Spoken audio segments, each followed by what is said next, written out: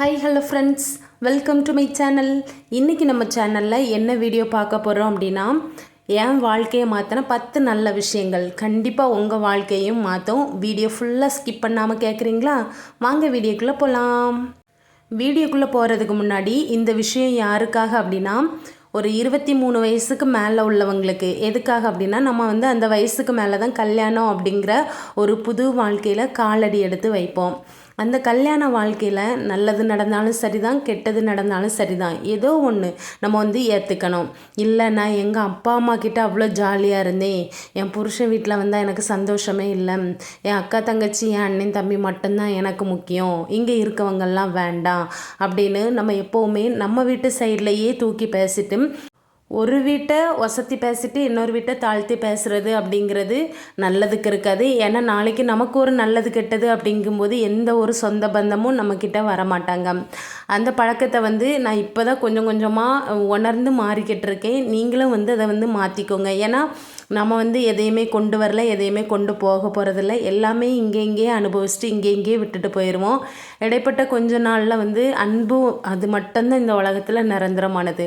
மற்றபடி உங்ககிட்ட எவ்வளோ காசு இருந்தால் என்ன, எவ்வளோ நகை இருந்தானே, எல்லாமே ஒரு தலைவலிக்கு வெல்லபெறாத உலகத்தில் தான் நம்ம வாழ்ந்துக்கிட்டு இருக்கோம்.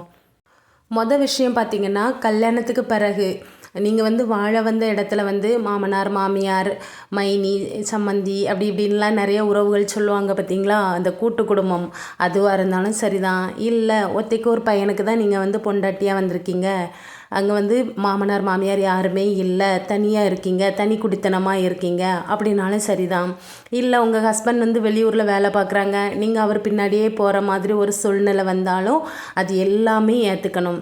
இல்லை, நான் எங்கள் அப்பா அம்மா கூட எங்கள் அண்ணன் தம்பி கூட ரொம்ப ஜாலியாக சந்தோஷமாக அரட்டை அடித்து நாங்கள் வாழ்ந்தோம், நான் தனிமையில் இருந்துக்க மாட்டேன் அப்படின்லாம் சொல்லக்கூடாது. எந்த ஒரு செயலையுமே ஒரு 21 நாள் நமக்கு கஷ்டமாக இருக்கும். நம்ம மனசுக்கிட்ட நம்ம அன்பாக பேசிட்டாலே பார்த்துக்கலாம் விடு, நல்லதோ கெட்டதோ ஏற்றுக்கலாம் அப்படின்னு நம்ம முதல்ல சொன்னாலே நம்ம மனசு நம்மளை கூட கொஞ்சம் உசுப்பேற்றி சொல்லிவிடாது.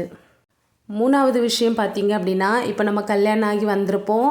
முதல்லையே நம்ம ஹஸ்பண்ட் புதுசாக பெரிய வீடாக போட்டு வச்சுருந்தாங்க அப்படின்னா பிரச்சனை இல்லை.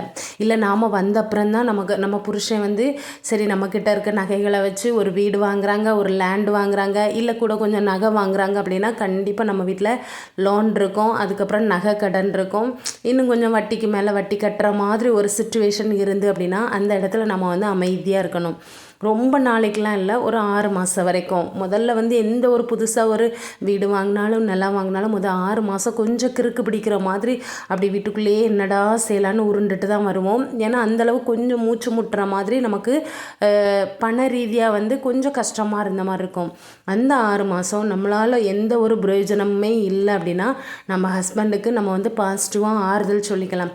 நல்ல விஷயம் தானங்க பண்ணியிருக்கோம், அப்போ இப்படி கடன்லாம் இருக்க தான் செய்யும், சீக்கிரம் முன்னேறிடலாம் அப்படின்னு சொல்லணும். 2வது, நீங்கள் ஆறுதல் சொல்லலைன்னா கூட பரவாயில்ல, அனாவசிய செலவை இழுத்து விடாமல் இருந்தாலே போதும். வீட்டில் தலைக்கு மேலே கடன் இருக்கும்போது தான் ஹஸ்பண்ட் சொல்லுவாங்க, நான் உனக்கு ஒரு 2 மாதம் கழித்து வாங்கி தரேன், கொஞ்சம் பொறுத்துக்கோ அப்படின்னா நீங்கள் தாராளமாக பொறுத்துக்கலாம். ஏன்னா நம்ம கல்யாணம் பண்ணி வரும்போது நிறைய புடவை, அதுக்கப்புறம் செருப்பு, எல்லாமே என்னென்ன திங்ஸ் எல்லாம் உண்டோ, மேக்கப் ஐட்டம் எல்லாமே நம்ம ஒரு 6 மாதத்துக்கு தேவையான அளவு அந்தளவு தான் அம்மா வீட்டிலேருந்து எடுத்துகிட்டு வந்திருப்போம். நாம் என் புருஷன் எனக்கு ஒன்றுமே வாங்கி தரலையே அப்படி இப்படிலாம் நினைக்கக்கூடாது. ஒரு வருஷம் 1.5 வருஷத்துக்கு நம்மக்கிட்ட இருக்க திங்ஸை வச்சு நம்ம சூப்பராக அட்ஜஸ்ட் பண்ணி சூப்பராக வாழலாம். அப்படியே நீங்கள் உங்கள் ஹஸ்பண்ட் கிட்ட கடன் இருக்கும்போது கேட்டாலும் விலை கம்மியாக பட்ஜெட் ஃப்ரெண்ட்லியாக ஏதாச்சும் பொருள் வாங்கி கேளுங்க. அது உங்கள் ஹஸ்பண்டை ரொம்ப சந்தோஷமாக நம்ம பொண்டாட்டிக்கு தானே வாங்கி கொடுக்குறோம் அப்படின்னு வாங்கி தருவாங்க, ஈஸியாக தருவாங்க. இன்னொன்று அந்த நாள் வாங்கி தரும்போது நம்ம வீட்டுக்குள்ளே எந்த ஒரு அனாவசிய சண்டையுமே வராது.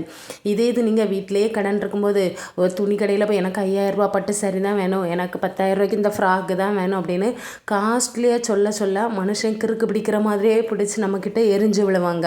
அப்போ இந்த பழக்கங்கள்லாம் நம்ம பண்ணுறது தப்புன்னு நமக்கே தெரியும், நம்ம மேலே தான் தப்பு.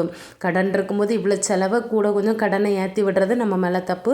ஸோ இந்த பழக்கங்கள் உங்ககிட்ட இருந்துச்சு அப்படின்னா நீங்களும் மாற்றிக்கிட்டிங்கன்னா லைஃப் எப்போவுமே நல்ல ஸ்மூத்தியாக போயிட்டே இருக்கும்.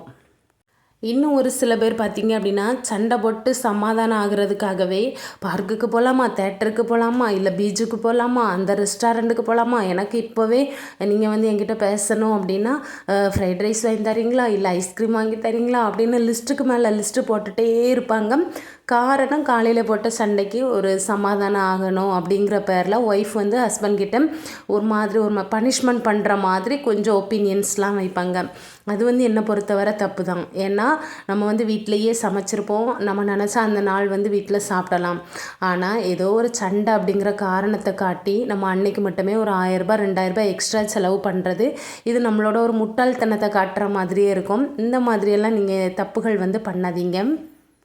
ஏன்னா அந்த மனுஷன் உழைக்கக்கூடிய அந்த குட்டி குட்டி ரூபாயிலேருந்து ஒரு ரூபா 2 ரூபாயிலேருந்து ஒரு 1000 2000 வரைக்கும் எல்லாமே நமக்காக தான் உழைக்கிறாங்க. அந்த ரூபாயோட மதிப்பை தெரிஞ்சு நடந்துக்கோங்க, ஓகேவா?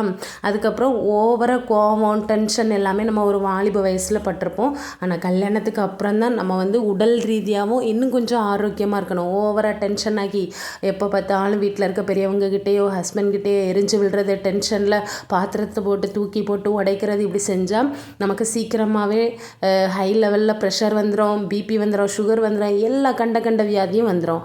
அதனால் நீங்கள் வந்து ஓரளவுக்கு கோவப்படுவீங்க அப்படின்னா அதையும் இன்னும் கொஞ்சமாக குறைச்சிக்கோங்க.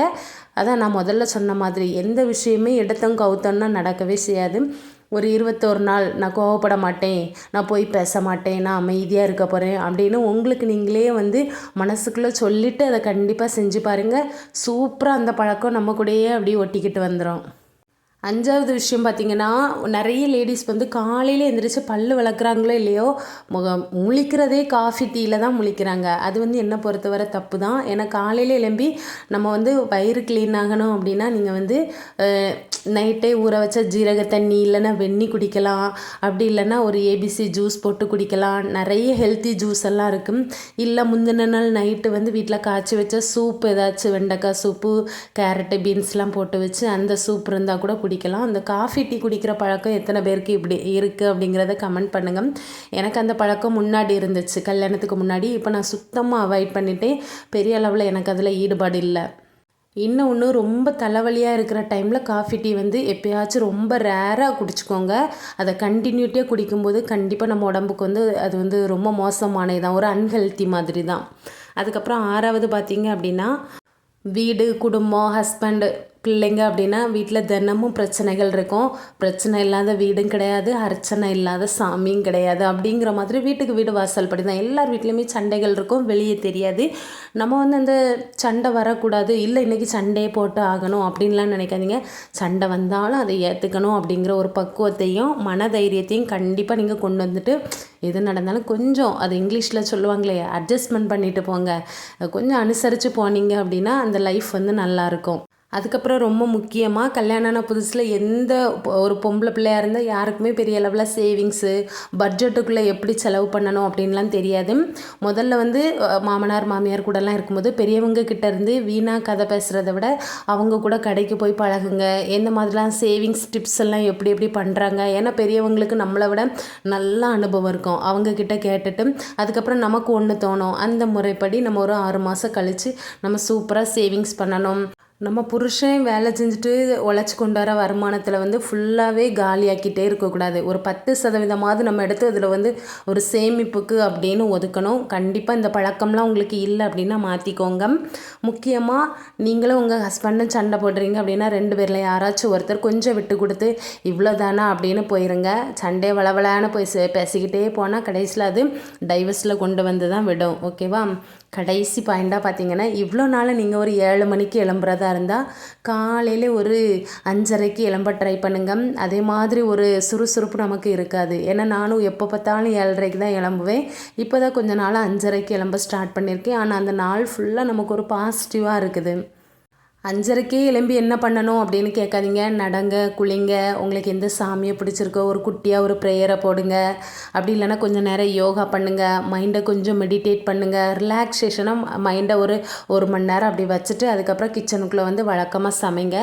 சமைக்கும்போது எரிச்சல் பட்டு சமைக்காதீங்க. முந்தின நாள் நைட்டே நாளைக்கு நம்ம என்ன சமையல் பண்ணணும், என்ன குழம்பு கூட்டு வைக்கணும் அப்படின்னு ஒரு ப்ரீ பிளான் எப்போவுமே பண்ணி வச்சிங்க அப்படின்னா உங்கள் வேலை ஈஸியாக முடியும். உங்கள் மண்டையும் அந்த ப்ரெஷர் லெவலுக்கு கொஞ்சம் நம்ம வந்து கோவப்படாமல் எரிஞ்சு விழாமல் ஈஸியாக வேலையை முடிச்சுட்டு கடகடான்னு வெளியில் வந்துக்கிட்டே இருக்கலாம். நான் சொன்ன 10 விஷயத்துலேயும் நீங்கள் என்னென்ன மிஸ்டேக் இப்போ வரை பண்ணிக்கிட்டு இருக்கீங்க அப்படிங்கிறத கமெண்ட்டில் பண்ணுங்கள். அதுக்கு சொல்யூஷன் தர முடிஞ்சுன்னா தரேன். கண்டிப்பாக எல்லாருமே லைஃப்பை ஹாப்பியாக வாழுங்க. நாளைக்கு சூப்பரான வீடியோவில் பார்க்கலாம். பாய்.